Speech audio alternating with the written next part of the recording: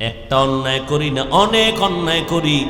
আপনি আমারে আস্তে আস্তে ঔষধ দিবেন, আমি আস্তে আস্তে ভালো হব। তুই কি অন্যায় করো? কয়, এক, আমি মিথ্যা কথা বলি, দুই, আমি জেনা করি, তিন, মদ পান করি, চার, আমি চুরি করি। কি করি? লোকটা সরল মনে গেছে ভালো অর্জন। তবে নবী আমারে 100 ঔষধ দিলে জাগাত মরে যাব, ফাঁকে ফাঁকে আমাকে দিবেন, আমি একটা একটা ছাড়বো, ভালো হব আস্তে আস্তে। আজকে একটা দেন, এটার থেকে বাঁচার চেষ্টা করব। তো চোরাই মনে মনে করছে যে নবী বলবে চুরি করা বাদ দে। নবী কয় না, মিথ্যা কথা বন্ধ করো। চোরাই কয় চুরিটা বন্ধ করতে কইল না, তাহলে আজকে চুরি তো করা যাবে, যেহেতু আস্তে আস্তে মিথ্যা ছাড়ব। নবী আমাকে চুরি বন্ধ করতে বলেন নাই, নবী বলছেন মিথ্যা বলা যাবে না, তবে আজকের চুরি হবে বড় বরকতের চুরি। নবী জানছেন। অতএব আজকে দামি মানুষের বাড়ি যাব চুরি করার জন্য। রাতের অন্ধকার, চুরির নিয়তে ঘর থেকে রাতের আধারে বের হয়ে গেল, রাস্তার মাঝে গিয়া পেরেশান হয়ে গেল। নবী জানে আমি চোর। বাড়িওয়ালা এক যদি মাল না পাইয়া নবীর কাছে গিয়ে আমার মাল নাই, নবী জানে আমি চোর। নবী ডাকবে, কার মাল নিছো? ক। ওয়াদা তো নবীর সামনে দিছি, মিথ্যা বলা যাবে না, সত্যই বলা লাগবে না। নবীর সামনে দ্বিতীয়বার হাতে নাতে চোর হিসাবে দাঁড়াইতে চাই না। চোরায় চুরির বাড়ির থেকে রাস্তা বন্ধ করে নিজের ঘরে রওয়ানা, না চুরি করে নবীর দরবারে যেতে চাই না। ঘরের মধ্যে গিয়া মদের বোতল নিল, মদ পান করবেন, চিন্তায় পড়ে গেল। মায়ার নবী যদি আবার জিজ্ঞাসা করে মদ কয় বোতল পান করেছিস? নবীর সাথে ওয়াদা দিছি মিথ্যা বলা যাবে না, স্বীকার করতে হবে। তো আমি আবার দ্বিতীয়বার ইচ্ছা করে নবীর হাতে ধরা পড়তে চাই না। মদের বোতল ফালায় দিল, জিনাও বন্ধ করে দিল। পরের দিন নবীর সামনে গিয়া ডাক দিয়া কয়, নবী, আপনি শুধু আমার নবী না, মক্কা মদিনার নবী না, আপনি বিশ্ব নবী, সারা দুনিয়ার উম্মতের ডাক্তার। এমন একটা ঔষধ দিছেন, এক ঔষধে আমি পুরা ভালো হয়ে গেছি। ইমামুল আউয়ালিন আল আখিরিন, বহরে সদকা রহমাতাল লিল আলামিন, সাইয়্যিদুল কাউনাইন খাতমুল মুরসালিন, আখিরামত বুদে ফখরুল আউয়ালিন। জবানকে যদি বাঁচাইতে চাও, আল্লাহর ভয় অন্তরে ঢুকাও। আমার মাওলার কাছে দাঁড়াইয়া হিসাব দেওয়া লাগবে। যতই চালাকি করো না কেন বান্দা, এই দুনিয়ায় চিরদিন চালাকেরাও বাঁচতে পারে নাই। যত বড় চালাক হও, নমরুদের থেকে বড় হতে পারবা না, খোদার কসম। ফেরাউনের থেকে বড় চালাক হতে পারবা না, সাদ্দাদের মতো বড় চালাক হতে পারবা না, কারুনের মতো বড় চালাক হতে পারবা না। দুনিয়ার বড় বড় চালাকগুলো ধরা খেয়ে গেল কার কাছে? যেই নমরুদ আমার আল্লাহকে মেরে ফেলার জন্য রেডি। আল্লাহরে মারলে ঝামেলা শেষ, একেবারে বাঁশ দিয়ে সিঁড়ি বানাইছে। আল্লাহরে মারতে যায় তীর নিয়ে উপরে। আল্লাহরও কুদরত। ওয়া মাকারু ওয়া মাকারাল্লাহ, ওয়া মাকারু ওয়া মাকারাল্লাহ, ওয়াল্লাহু খায়রুল মাকিরিন।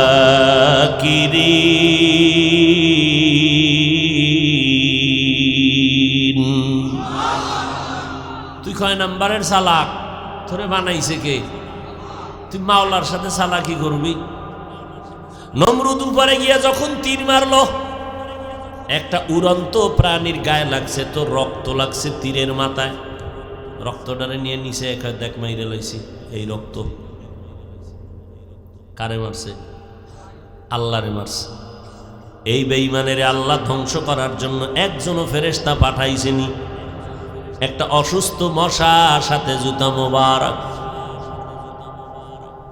অসুস্থ মশা, এ এক পাও নাই, মাথার জায়গায় গিয়া খালি মিসকল, মাথা গরম হয়ে যায়। এত হালুয়া খাইলো, ডাক্তার দেখাইলো, কোনোটাই মাথা ঠান্ডা হয় না। হঠাৎ করে জুতার সাথে মোলাকাত, মাথার সাথে যখন লাগলো বাড়ি, মাথাটা জাগাত হিমেল হয়ে গেল। নমরুদকে এত ঔষধ খাইলাম, কিন্তু পায়ের জুতার ভিতরে এত বরকত আগে জানি না, মাথার লাগে বান্ধা দে। এবার বাড়ি দেয়, মাথা ঠান্ডা। কয় যে বাড়ি কে দিবে? কয় টাকা দিয়া কর্মচারী রাখ।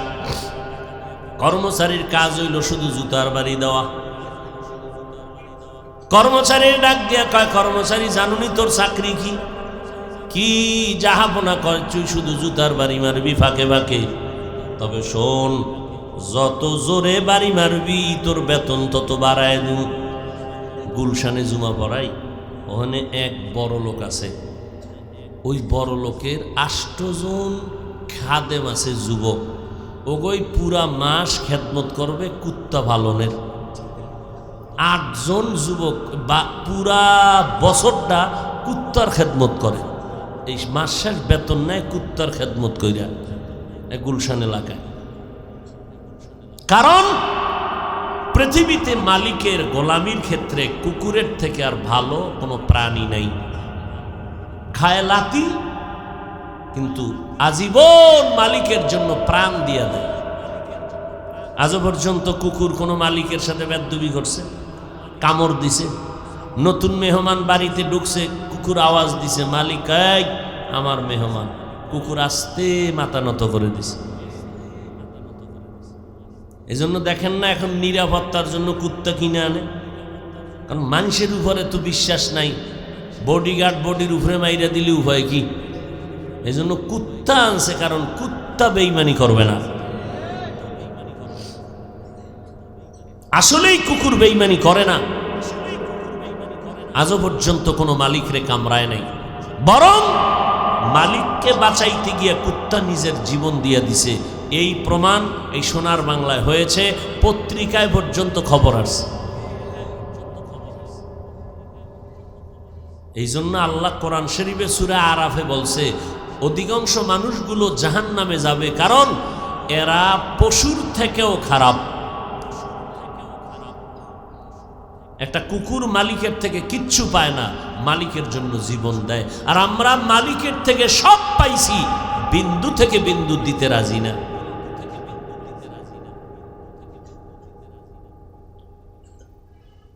আল্লাহ তাআলা বলেন, জবানটাকে মিথ্যা থেকে বাঁচাও। যত বড় চালাক হও না কেন রে যুবক, এই যে কয়েকদিন আগে তুফান গেল, রাতের বেলা তুফান, চিত্রাং নামের তুফান চলল। যুবক ছেলেটা বিদেশে চাকরি কইরা টাকা পয়সা বস্তা নিয়ে এসে দেশে একটা ঘর বানাইছে, বিল্ডিং 3 তলা, কমপ্লিট হয় নাই।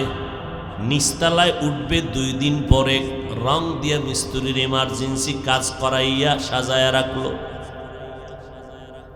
কিন্তু রাতের বেলা পার্শ্বে টিনের ঘরে গিয়ে আরাম করলো, একটা খাটের উপরে। আল্লাহর বান্দা যুবক ঘুমাইলো, পার্শ্বে তার স্ত্রী, তার পার্শ্বে কন্যা সন্তান। তুফানের ভেতর একটা গাছ উপড়াইয়া গিয়া টিনের ঘরে পড়লো। এলাকার মানুষ দৌড়াইয়া গিয়া দেখে 3 জনার বুকের উপরে চাপ লাগলো, জাগাত নাই। মানুষ বিল্ডিং এর দিকে তাকায় কান্দেন, ও মালিক, এই কি তোমার কুদরতের খেলা?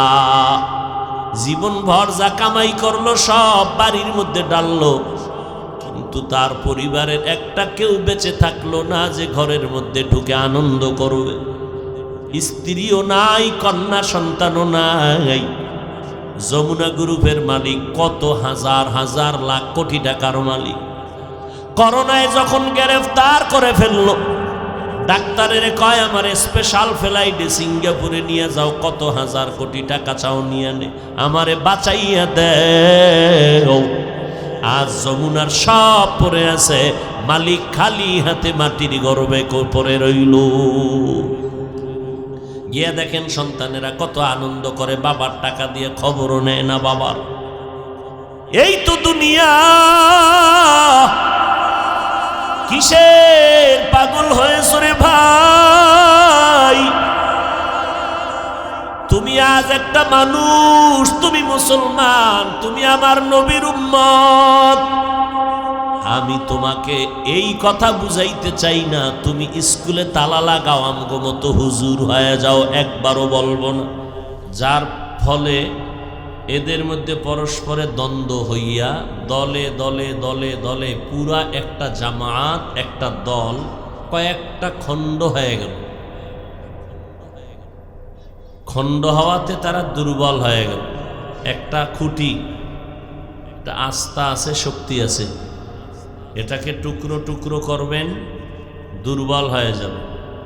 তাহলে একটা জাতিকে যখন দলবদ্ধ করে রাখা যায় তখন তাদের শক্তি চূড়ান্ত, আর যখন দলাদলি শুরু হবে শক্তি দুর্বল। এদেশে মুসলমান কম না বেশি বলেন? মাদ্রাসা, মসজিদ, পীর সাহেবদের আবির্ভাব, বক্তা, ওয়াজ মাহফিল বেশি, তাবলিগ, কওমি মাদ্রাসা বেশি, বেনামাজি কি বেনামাজি নাই? অনেক বেশি। এখানে দেন না, এই জায়গাটার মধ্যে দেখেন আজকে ফজর পড়ে নাই, জহুর পড়ে নাই, আসর পড়ে নাই, মাগরিব পড়ে নাই, এশাও এরকম আসে কেহেনে নাই অধিকাংশ। আবার বয়ানের আগে বিড়ি টানছে, মোনাজাতের পরে বিড়ি টানবে, এরপরে সারা রাত তাদের কলিজার বন্ধুরা খেলবে, এগুলো দেখবে। দেখতে গিয়া কেউ মরবে, শহীদ হয়ে যাবে, বিনা হিসাবে জান্নাত না? হ্যাঁ, আল্লাহ হেদায়াত দান করুন। পাগলেও তো নিজের ভালো বুঝে, আমরা পাগলের চেয়েও খারাপ হয়ে গেছি। কি যুবকেরা,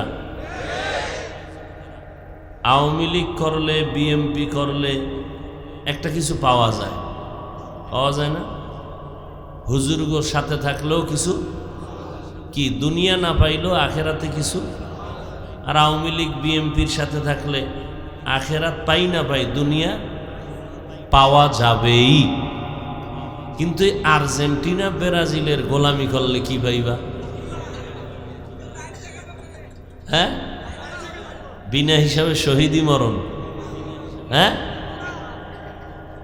মরার আগে যে খালি জিকির করছে আর্জেন্টিনা ব্রাজিল, মরণের আগের কালেমা আর্জেন্টিনা ব্রাজিল, এই কালেমা পড়তে পড়তে যখন মরণ হইছে, এখন আর বাফে যদি কয় হুজুর একটু দোয়া করেন, কি দোয়া করুন?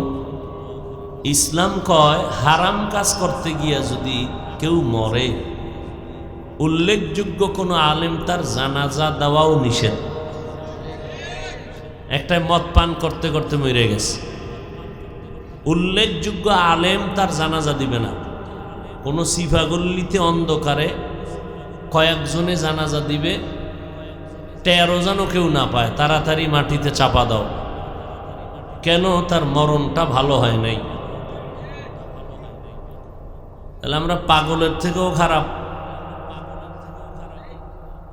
এরপরে রাতের বেলা গোল খইয়া যে চিৎকার দিছে, এই চিল্লানিতে ঘরের ঘুমের বাচ্চা যে লাফ দিয়ে উঠছে, মা ভয় পাইছে, মুরব্বীরা ভয় পাইছে। এই অভিশাপের শাস্তি, এই যে অভিশাপ দিছে ওই ঘরে বইয়া বইয়া মায় বুড়ারা, এই অভিশাপ তো কপালে লাগছে, এর শাস্তি তুমি কেমনে নিবা? আর এই শাস্তি কিন্তু মরার পর না, এই শাস্তি হবে মরার আগে। এই কথাটা লিখে রাখো। মানুষের চোখের পানির বরদোয়া, এটা শাস্তি মরার আগেই। হাদিসে স্পষ্ট রসুল বলেছেন, 2টা অন্যায়ের শাস্তি মরার আগে হবে। কয়টা অন্যায়? এক অন্যায় মা বাবার সাথে, আর এক অন্যায় জুলুম করা। এই জুলুম আর মা বাবার সাথে বেয়াদবি, এই দুইটা অন্যায় করলে শাস্তি মরণের আগেই হবে, রসুলের হাদিস। জুলুম তিন প্রকার: আল্লাহর সাথে জুলুম করা, নিজের সাথে জুলুম করা, অন্য মাখলুকতের সাথে জুলুম করা। জুলুম মানে তার অধিকার নষ্ট করা। এক আল্লাহর বান্দি, নারী না পুরুষ, বহু আমল করেছেন, ভালো ভালো আমল। এক কথায় বলতে গেলে সে জীবনে কোনো অন্যায়, শেষ জীবনে একটা ভুল করলো। কি? একটা বিড়ালকে ঘরে এনে খাঁচায় বেঁধে রাখলো। খাঁচায় বেঁধে রাখার পরে না নিজে খানা দিল, না অন্যের ঘরে যাওয়ার সুযোগ দিল। বিড়ালটা না খেয়ে ধুকে ধুকে মরে গেল। নবীজি সাহাবায়ে কেরামদেরকে বললেন, ও সাহাবায়ে কেরাম, এই মহিলা জীবনভর এত আমল করলো, কিন্তু জীবনের শেষ বিড়ালের সাথে জুলুম করার কারণে গায়েবী আওয়াজ আসলো, এই নারীর জীবনের সব আমল বরবাদ। এই জন্য জুলুম বড় কঠিন। একটা শিশু বাচ্চা তোমার ঘরেও থাকতে পারে। তোমার বাচ্চাটা যদি ঘুমের মধ্যে কেউ ভয় দেখায়, তুমি তো তারে পাড়াইয়া মাইরা ফেলাবা। এরপরে যারা রাস্তা আটকাইয়া খেলা চায়, আমি গাড়ি নিয়ে যাইতেছে, রাস্তা বন্ধ করছো কেন? আব্বাই বানাইছে তো রাস্তা। তুমি 13 কিলোমিটার ঘুইরা বাসায় যাও, নাইলে রাস্তায় ভইরা মইরা থাকো, আমাদের খেলা চলবে। এই যে মানবাধিকার লঙ্ঘন করলা, ইসলাম তো নিষেধ।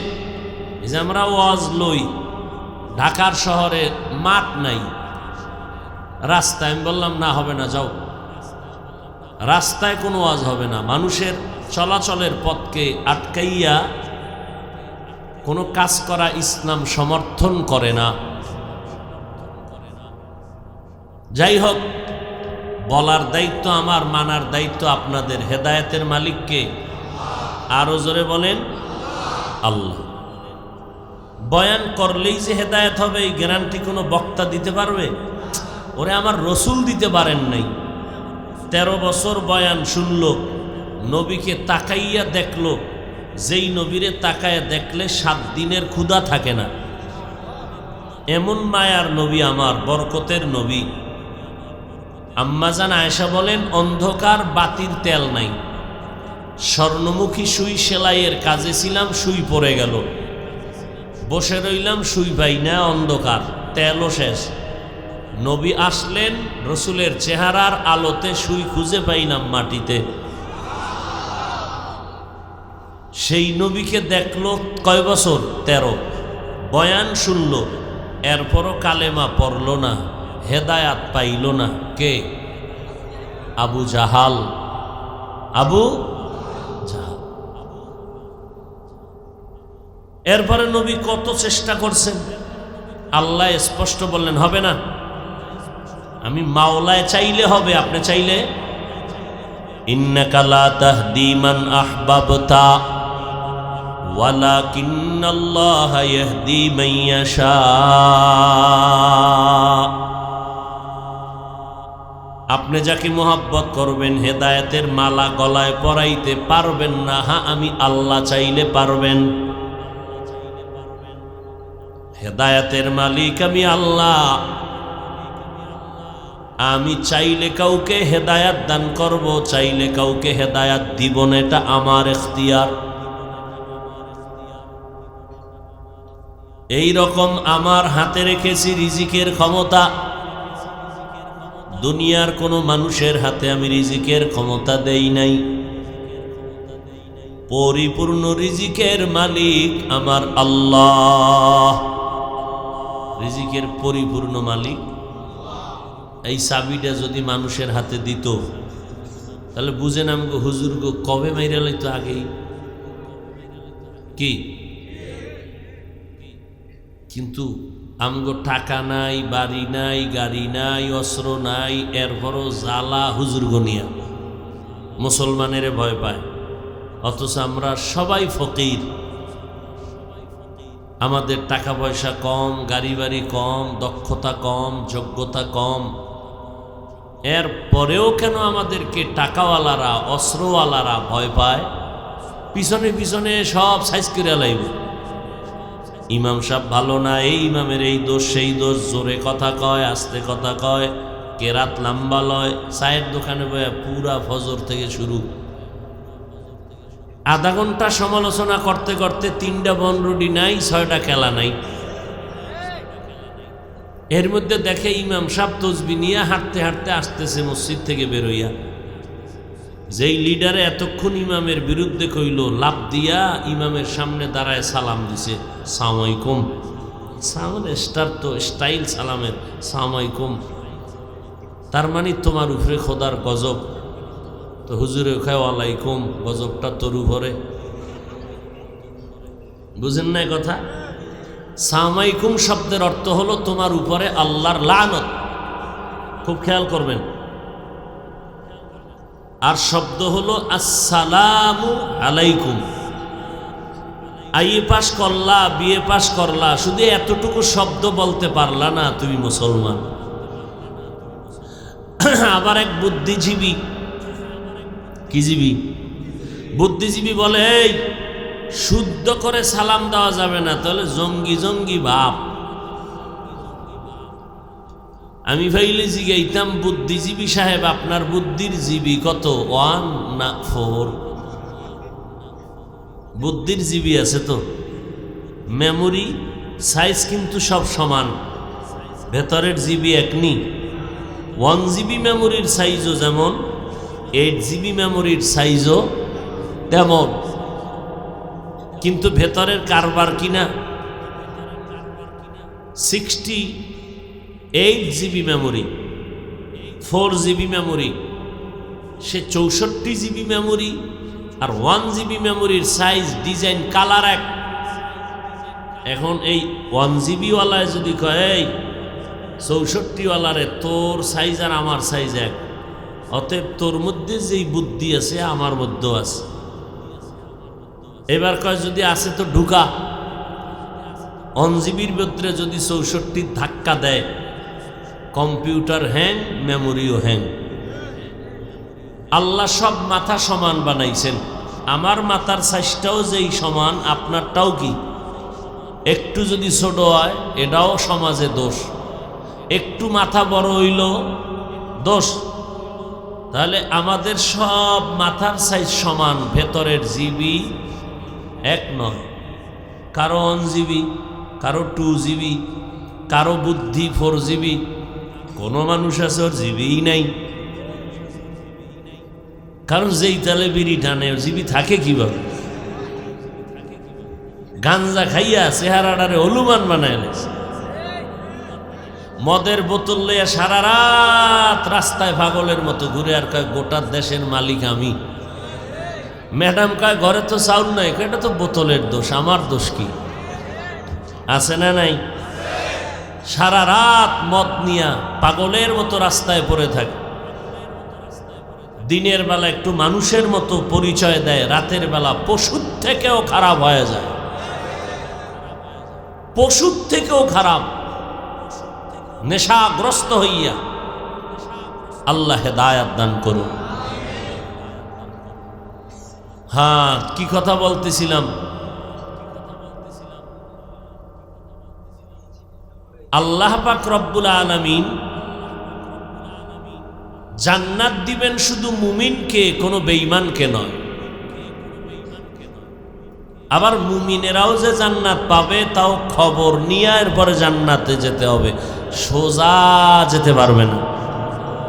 ওই যে বলতেছিলাম, কেন? নবী বলেন, আমার আগের সেই সম্প্রদায় আসমান থেকে ডাইরেক্ট খানা পাইয়াও আল্লাহর সাথে গাদ্দারি করেছে। এদের মধ্যে দলে দলে দ্বন্দ্ব করিয়া, দলে দলে বিভক্ত হইয়া ৭২ দল হয়ে গেল।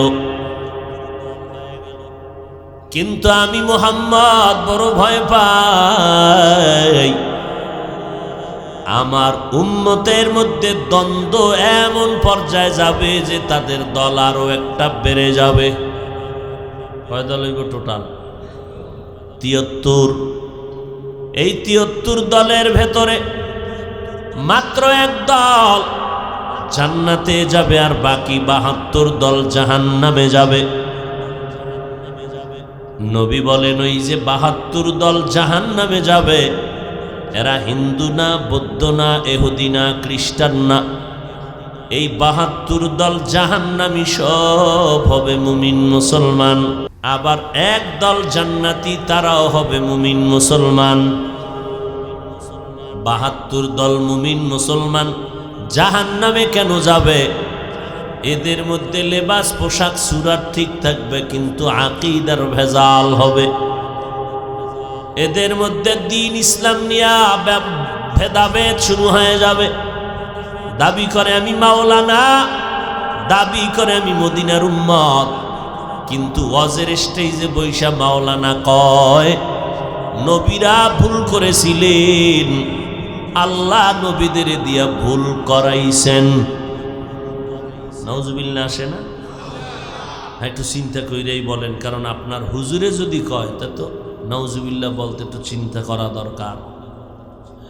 এক মাওলানা সাহেব ইসলামের ব্যানার লাগাইয়া এই সোনার বাংলায় তাজা খবর, মাওলানা আমার মতো লঙ্গিওয়ালা না, বড় টাইটেলওয়ালা মাওলানা। মুসলমানের সামনে বলে কয় কোরআন শরীফের ভেতরে জাল আছে। বলে কেমন জাল? বলে হাদিসের থেকেও বেশি জাল। এবার বুঝেননি দল কেমনে ভাগ হইতেছে। এক মাওলানা বলে নবীর সাহাবী ওমরে ফারুক হলো একটা ভণ্ড বেদাতি। এখন বলেন তো কি করা যায়? ওই হুজুরের লগে তাল মিলান যায়নি? বলেন, ওই হুজুরের দল থাকলে ওই দলে যাওয়া যায়নি? না। যেই মাওলানা কোরআনের মধ্যে ভেজাল আছে বলার কারণে তিনি ভণ্ড, যারা চুপ থাইকা বলবা তার ভক্ত, কোনো প্রতিবাদ করবা না, তুমি চুপ থাকার কারণেও তুমিও ভণ্ড। এজন্য নবী বললেন, আমার উম্মতের মধ্যে 73 দল হবে, মাত্র এক দল জান্নাতে যাবে, বাকি 72 দল জাহান্নামী। সাহাবায়ে কেরাম বললেন, মা হিয়া মান হিয়া ইয়া রাসূলুল্লাহ, যেই দলটা জান্নাতে যাবে তাদের পরিচয়টা জানতে চাই। নবী বলেন, তারা 2টা আদর্শকে ফলো করে চলবে। এক, আমি মুহাম্মদকে মেনে চলবেন। 2 নাম্বার, আমার নক্ষত্র, আমার ছাত্র, আমার সাহাবাদেরকে আদর্শ হিসাবে মেনে চলবে। অতএব যারা শুধু মুহাম্মদকে মানবে, সাহাবায়ে কেরামের বিরোধিতা করবে, এদেরকে চিহ্নিত করে নাও, এরা মুমিন, এরা মুসলমান, এরা মাওলানা, এরা ইসলামের ব্যানারওয়ালা। তবে মুমিন হইয়াও তারা 72 দল জাহান্নামীদের অন্তর্ভুক্ত। ওমরের ভণ্ড কয়। কোন দেশে আছেন? উসমান রাদিয়াল্লাহু তাআলা আনহুর বিরুদ্ধে কথা বলে এই বাংলাদেশে। মুআবিয়া রাদিয়াল্লাহু আনহুর বিরুদ্ধে কথা কয়। কে সে ওমর?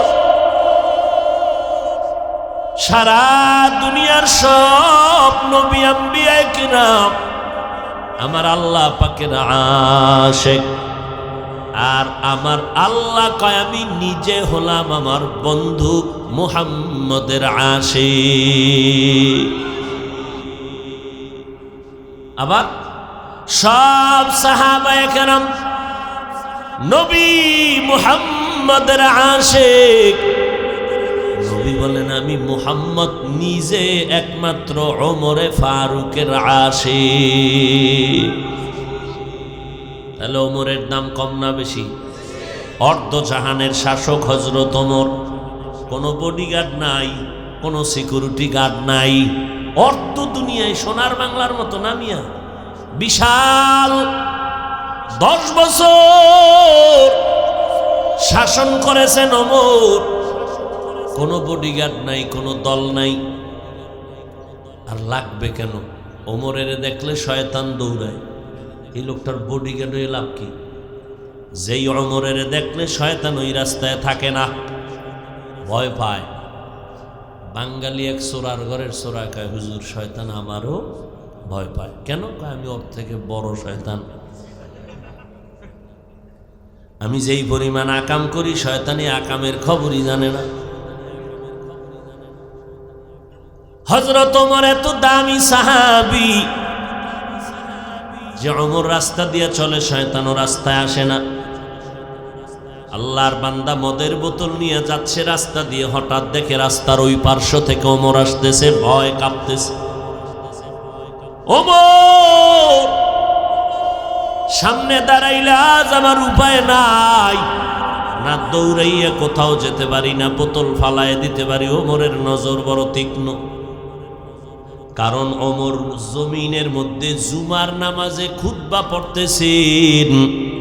শত শত শত শত মাইল দূরে পাহাড়ের পার্শ্বে মুমিনেরা, ওই পার্শ্বে দুশ্মন উঠলেই গুলি মারবে। ওমর খুতবার মধ্যে দাঁড়াইয়া এখান থেকে চিৎকার দিয়া বলতেছে, ইয়া সারিয়া আল জাবাল, ইয়া সারিয়া আল জাবাল, ইয়া সারিয়া আল জাবাল। শত শত মাইল দূরের থেকে ওমর ডাক দিয়া কয়, এ সারিয়া, পাহাড় পাহাড় পাহাড়, দুশ্মন থেকে সাবধান। সারিয়ার থেকে খবর নেওয়া হলো। সারিয়া ডাক দিয়া কয়, ওমর যখন আওয়াজ দিছে খুতবার মধ্যে মদিনায়, আমরা শত শত মাইল দূরের থেকে ওমরের আওয়াজটা স্পষ্ট কানে শুনতে পেয়েছি। সেই ওমর, তারে যদি কোনো মাওলানা ভণ্ড বলে, ওই মাওলানাকে ভণ্ড হওয়ার আর কিছু লাগে? এইবার বুঝেন যে আমাদের ইসলামের হুজুরদের হালাত কি। আওয়ামী লীগওয়ালারা কয় না কোরআনে ভেজাল আছে, বিএমপি ওয়ালারা বলে না কোরআনে জাল। কে বলেছে? সাধারণ মুসলমানও বলে না, ইসলামের ব্যানারওয়ালা মাওলানা নামের ভণ্ডরা বলেছে। গোপন কথা, ইউটিউব সার্চ দাও, ওপেন, হুজুরে চাইয়ে রইছে, দেখবা। সারা রাত মোরা খাবা করো, মোবাইলে কি দেখো, খুঁজো এগুলো। বয়ান কি শুনবেন, কি বয়ান করব? আল্লাহ হেদায়াত দান করুন। ও যুবকেরা, সচেতন হও।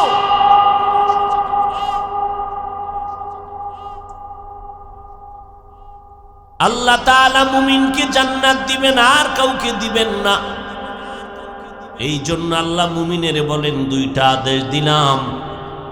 আল্লাহকে ভয় করো, জবানটাকে তোমরা কন্ট্রোল করো। কোন পদ্ধতিতে কন্ট্রোল করবা?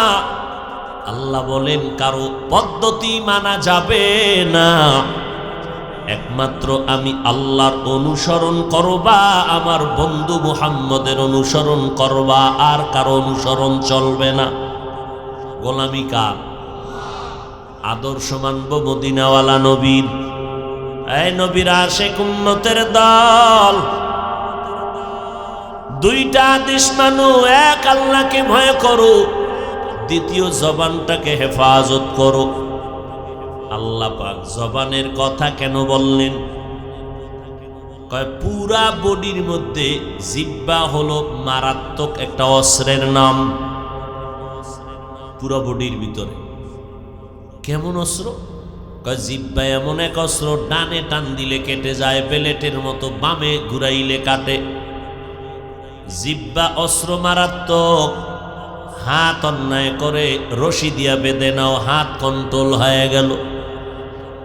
পা অন্যায় করে পা বেঁধে নাও, কন্ট্রোল হয়ে গেল।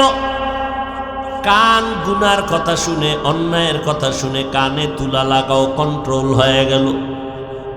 ও বান্দা, তোমার চোখ অন্যায় জিনিস দেখে পট্টি লাগায় দাও, বান্টিজ করে দাও, চোখ কন্ট্রোল হয়ে গেল। জবানটায় অন্যায় করলে বলয়ডারে রশি দিয়া বাঁধা যাবেনি, কষ্টেপ লাগানো যাবেনি, কোনো পট্টি বাঁধা যাবেনি, কিছুই করা যায় না। এই জিহ্বাটা কেমনে কন্ট্রোল করবারে বাবা? এই জিহ্বা কেমন মারাত্মক! জিহ্বাটা ডান দিকে নাড়াইয়া যদি কয় তুই মুক্তি পেয়েছো, আসামি ফাঁসির মঞ্চ থেকে ঘরে যাবে হাসতে হাসতে। আবার এই জিহ্বা আর কিছু না, এই জিহ্বাটাই যদি ঘুরাইয়া কয় এরে ধর, নিরপরাধ বান্দাও ফাঁসির মঞ্চে হাজির হতে বাধ্য। জিহ্বার পাওয়ার কি দেখছেন? মানুষ বলে মানুষের মুখে জয়, মুখেই ক্ষয়। এই জিহ্বা দিয়া নাড়াইয়া যদি অপরিচিত একটা মেয়েকে ডেকে বলেন কবুল, সাথে সাথে আপনার জীবন সঙ্গিনী হয়ে গেল। আবার কলিজার আপন সঙ্গিনীরে যদি এই জিহ্বাটা নাড়া এখন তালাক, সাথে সাথে বাবার বাড়ি চলে যেতে বাধ্য। জিহ্বার পাওয়ার কি?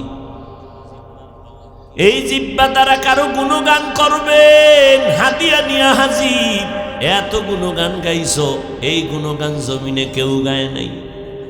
আবার এই জিহ্বা দ্বারা কারো বদনাম বলবেন, গালি দিবেন, কলিজা দিয়া বান্দা বরদোয়া করবে। এই জিহ্বার কথায় মানুষ খুশি হইয়া হাদিয়া দেয়। আবার এই জিহ্বার একটা কথার আওয়াজে মানুষ বেজার হইয়া বন্ধুত্ব নষ্ট করে দেয়। এত মারাত্মক অস্ত্র এই জিহ্বাটা। হাত অন্যায় করলে কন্ট্রোল করা যায়, কিন্তু জিহ্বা অন্যায় করলে কেমনে কন্ট্রোল করি না। কষ্টে লাগানো যাবে না, বাধা যাবে না, কোনো সেলাই করা যাবে। আল্লাহ কয় এই জিহ্বাটা কন্ট্রোল করার একটা মেডিসিন আমি মাওলায় দিছি, এটা ব্যবহার কর, না হয় জিহ্বা কন্ট্রোল হবে না। আমি মাওলার দেওয়া মেডিসিনের নাম হলো তাকওয়া। তাকওয়া মানে আল্লাহর ভয়। কার ভয়? हर के दारत खौफे हक दर दिल मदागम जन्नतुल मअवा देहत उरा मकाम जुज़्बा हक ची जे मखाज इंसो जा फजले उ आमस्ते दर जुमला जहां। এদিকে মানুষজন নাই, এদিকে আশেপাশে লোকজন নাই না, এদিকে আইলেই লোকজন পাওয়া খুব কষ্ট। সব ভিআইপি মানুষ, তো বুজুর্গ মানুষ, গুনাও নাই, দোয়া দায়েরও দরকার নাই। আবার যাও আয় কিছু মানুষে মোনাজাতের আগে যাইয়ে, কারণ গুনাহ নাই তো দোয়া করবো কি জন্য। গিয়া দেখবেন রাস্তায় বিড়ি টানতেছে বুজুর্গ। আল্লাহ হেদায়াত দান করো। আর জোরে বলেন আল্লাহ বলেন তাকওয়ার মেডিসিন দিয়া জবানটারে হেফাজত করো। এবার জবানটাকে কেমনে হেফাজত করব? উলামায়ে কেরাম বলেন মৌলিক কয়েকটা গুনাহ থেকে বাঁচাও। গুনে গুনে পারবা না, মূল কয়েকটা গুনাহ থেকে বাঁচাও। মূল কয়টা নেক কাম চালু করো, জিহ্বা অনেকটা গুনাহ থেকে বেঁচে যাবে। মৌলিক কয়েকটা গুনাহ থেকে জবানকে বাঁচাও। এক, জবানটারে মিথ্যা কথা থেকে বাঁচাও। মিথ্যা বলা পাপ নাকি মহাপাপ? ওয়াইলু ইয়াউমাইযিল লিল মুকাজ্জিবিন, ওয়াইলু ইয়াউমাইযিল লিল মুকাজ্জিবিন। মিথ্যাবাদীর জন্য ওয়াইল নামক জাহান্নাম, মিথ্যাবাদীর জন্য ওয়াইল নামক জাহান্নাম। মিথ্যা বড় মারাত্মক অন্যায়। একটা মিথ্যাকে প্রতিষ্ঠা করার জন্য 13টা মিথ্যার কাবার লাগে। যদিও মিথ্যা ছাড়া ব্যবসায়ী কয় ব্যবসা চলে না, চাকরিজীবী বলে চাকরি চলে না। মোবাইলটা কানের মধ্যে লাগাইয়া কি পরিমাণ মিথ্যা কথার সাপ্লাই দেওয়া হয় গজবের মোবাইলের দ্বারা। ঘরের মধ্যে থাইকা বিছনায় শুয়ে শুয়ে কয় আমি জমিনের মধ্যেই নাই। বাস মোবাইল মিথ্যা চর্চা বাড়ায় দিল। কেউ দেখে না তো, কে দেখেন? বাস মোবাইলে মিশা কথা জাগাত। ভাইরা আমার, এক আল্লাহর বান্দা নবীজির সামনে হাজির, গিয়া কয়, পয়গম্বর, আমি বড় অন্যায় করে আসছি আপনার কাছে তওবার জন্য, তবে একটা অন্যায় করি না, অনেক অন্যায় করি। আপনি আমারে আস্তে আস্তে ঔষধ দিবেন, আমি আস্তে আস্তে ভালো হব। তুই কি অন্যায় করো? কয়, এক, আমি মিথ্যা কথা বলি, দুই, আমি জেনা করি, তিন, মদ পান করি, চার, আমি চুরি করি। কি করি? লোকটা সরল মনে গেছে ভালো অর্জন। তবে নবী আমারে একশোটা ঔষধ দিলে জাগাত মরে যাব, ফাঁকে ফাঁকে আমাকে দিবেন, আমি একটা একটা ছাড়বো, ভালো হব আস্তে আস্তে। আজকে একটা দেন, এটার থেকে বাঁচার চেষ্টা করব। তো সুরায় মনে মনে করছে যে নবী বলবে চুরি করা বাদ দে। নবী কয়, না, মিথ্যা কথা বন্ধ করো। সুরায় কয়, চুরিটা বন্ধ করতে কইল না, তাহলে আজকে চুরি তো করা যাবে, যেহেতু আস্তে আস্তে মিথ্যা ছাড়ব। নবী আমাকে চুরি বন্ধ করতে বলেন নাই, নবী বলছেন মিথ্যা বলা যাবে না, তবে আজকের চুরি হবে বড় বরকতের চুরি। নবী জানছেন। অতএব আজকে দামি মানুষের বাড়ি যাব চুরি করার জন্য। রাতের অন্ধকার, চুরির নিয়তে ঘর থেকে রাতের আধারে বের হয়ে গেল, রাস্তার মাঝে গিয়া পেরেশান হয়ে গেল। নবী জানে আমি চোর। বাড়িওয়ালা এক যদি মাল না পাইয়া নবীর কাছে গিয়ে, আমার মাল নাই, নবী জানে আমি চোর। নবী ডাকবে, কার মাল নিছো? ক। ওয়াদা তো নবীর সামনে দিছি, মিথ্যা বলা যাবে না, সত্যই বলা লাগবে না। নবীর সামনে দ্বিতীয়বার হাতে নাতে চোর হিসাবে দাঁড়াইতে চাই না।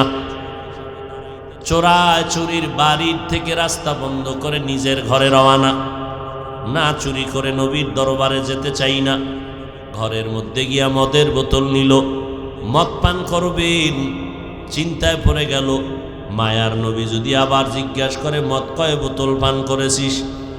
নবীর সাথে ওয়াদা দিছি, মিথ্যা বলা যাবে না, স্বীকার করতে হবে। তো আমি আবার দ্বিতীয়বার ইচ্ছা করে নবীর হাতে ধরা পড়তে চাই না। মদের বোতল ফালায় দিল, জিনাও বন্ধ করে দিল। পরের দিন নবীর সামনে গিয়া ডাক দিয়া কয়, নবী, আপনি শুধু আমার নবী না, মক্কা মদিনার নবী না, আপনি বিশ্ব নবী, সারা দুনিয়ার উম্মতের ডাক্তার। এমন একটা ঔষধ দিছেন, এক ঔষধে আমি পুরা ভালো হয়ে গেছি। ইমামুল আউয়ালিন আল আখিরিন, বহরে সদকা রহমাতাল লিল আলামিন, সাইয়্যিদুল কাউনাইন খাতমুল মুরসালিন, আখিরামত বুদে ফখরুল আউয়ালিন। জবানকে যদি বাঁচাইতে চাও, আল্লাহর ভয় অন্তরে ঢুকাও। আমার মাওলার কাছে দাঁড়াইয়া হিসাব দেওয়া লাগবে। যতই চালাকি করো না কেন বান্দা, এই দুনিয়ায় চিরদিন চালাকেরাও বাঁচতে পারে নাই। যত বড় চালাক হও, নমরুদের থেকে বড় হতে পারবা না, খোদার কসম। ফেরাউনের থেকে বড় চালাক হতে পারবা না, সাদ্দাদের মতো বড় চালাক হতে পারবা না, কারুনের মতো বড় চালাক হতে পারবা না। দুনিয়ার বড় বড় চালাকগুলো ধরা খেয়ে গেল কার কাছে? যেই নমরুদ আমার আল্লাহকে মেরে ফেলার জন্য রেডি, আল্লাহরে মারলে ঝামেলা শেষ, একেবারে বাঁশ দিয়ে সিঁড়ি বানাইছে। আল্লাহরে মারতে যায় তীর নিয়ে উপরে। আল্লাহরও কুদরত। ওয়া মাকারু ওয়া মাকারাল্লাহ,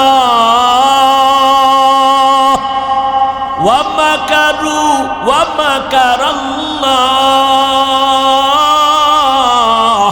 ওয়াল্লাহু খায়রুল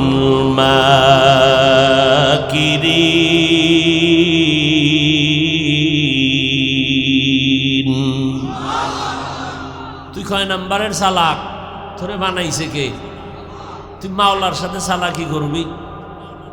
নমরুদ উপরে গিয়া যখন তীর মারলো, একটা উড়ন্ত প্রাণীর গায়ে লাগছে, তো রক্ত লাগছে তীরের মাথায়। রক্তটারে নিয়ে নিচে দেখ মাইরে লাইছি, এই রক্ত। কারে মারছে? আল্লাহরে মারছে। এই বেঈমানের আল্লাহ ধ্বংস করার জন্য একজনও ফেরেশতা পাঠাইছেনি। একটা অসুস্থ মশার সাথে জুতা মোবারক, অসুস্থ মশা, এ এক পাও নাই, মাথার জায়গায় গিয়া খালি মিসকল, মাথা গরম হয়ে যায়। এত হালুয়া খাইলো, ডাক্তার দেখাইলো, কোনোটাই মাথা ঠান্ডা হয় না। হঠাৎ করে জুতার সাথে মোলাকাত, মাথার সাথে যখন লাগলো বাড়ি, মাথাটা জাগাত হিমেল হয়ে গেল। নমরুদকে এত ঔষধ খাইলাম, কিন্তু পায়ের জুতার ভিতরে এত বরকত আগে জানি না, মাথার লাগে বান্ধা দে। এবার বাড়ি দেয়, মাথা ঠান্ডা। কয় যে বাড়ি কে দিবে? কয় টাকা দিয়া কর্মচারী রাখ। কর্মচারীর কাজ হইল শুধু জুতার বাড়ি দেওয়া। কর্মচারীর ডাক দিয়া কয়, কর্মচারী জানুনি তোর চাকরি কি? কি জাহাপনা কয়, তুই শুধু জুতার বাড়ি মারবি ফাঁকে ফাঁকে। তবে শোন, যত জোরে বাড়ি মারবি তোর বেতন তত বাড়ায় দিন। গুলশানে জুমা পড়াই, ওখানে এক বড় লোক আছে। ওই বড় লোকের 8 জন খাদেম আছে, যুবক। ওগোই পুরা মাস খেদমত করবে কুত্তা পালনের। 8 জন যুবক বা পুরা বছরটা কুত্তার খেদমত করে। এই মাস শেষ বেতন নেয় কুত্তার খেদমত কইরা গুলশান এলাকায়। কারণ পৃথিবীতে মালিকের গোলামির ক্ষেত্রে কুকুরের থেকে আর ভালো কোনো প্রাণী নাই। খায় লাতি, কিন্তু আজীবন মালিকের জন্য প্রাণ দিয়া দেয়। আজ পর্যন্ত কুকুর কোনো মালিকের সাথে বেয়াদবি করছে? কামড় দিছে? নতুন মেহমান বাড়িতে ঢুকছে, কুকুর আওয়াজ দিছে, মালিক এই আমার মেহমান। কুকুর আস্তে মাথা নত করে দিছে। এজন্য দেখেন না এখন নিরাপত্তার জন্য কুত্তা কিনে আনে, কারণ মানুষের উপরে তো বিশ্বাস নাই। বডিগার্ড বডির উপরে মাইরা দিলে উপায় কি? এজন্য কুত্তা আনছে, কারণ কুত্তা বেঈমানি করবে না। আসলেই কুকুর বেঈমানি করে না। আজও পর্যন্ত কোনো মালিকরে কামড়ায় নাই, বরং মালিককে বাঁচাইতে গিয়ে কুত্তা নিজের জীবন দিয়ে দিছে। এই প্রমাণ এই সোনার বাংলায় হয়েছে, পত্রিকায় পর্যন্ত খবর আসছে। এই জন্য আল্লাহ কোরআন শরীফে সূরা আরাফে বলছে, অধিকাংশ মানুষগুলো জাহান্নামে যাবে, কারণ এরা পশুর থেকেও খারাপ। একটা কুকুর মালিকের থেকে কিচ্ছু পায় না, মালিকের জন্য জীবন দেয়। আর আমরা মালিকের থেকে সব পাইছি, বিন্দু থেকে বিন্দু দিতে রাজি না।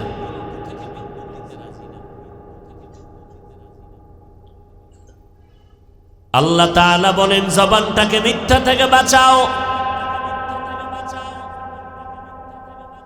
যত বড় চালাক হও না কেন রে যুবক, এই যে কয়েকদিন আগে তুফান গেল, রাতের বেলা তুফান, চিত্রাং নামের তুফান চলল। যুবক ছেলেটা বিদেশে চাকরি কইরা টাকা পয়সা বস্তা নিয়ে এসে দেশে একটা ঘর বানাইছে, বিল্ডিং 3 তলা, কমপ্লিট হয় নাই। নিচতলায় উঠবে 2 দিন পরে, রং দিয়ে মিস্ত্রির এমার্জেন্সি কাজ করাইয়া সাজায়া রাখলো।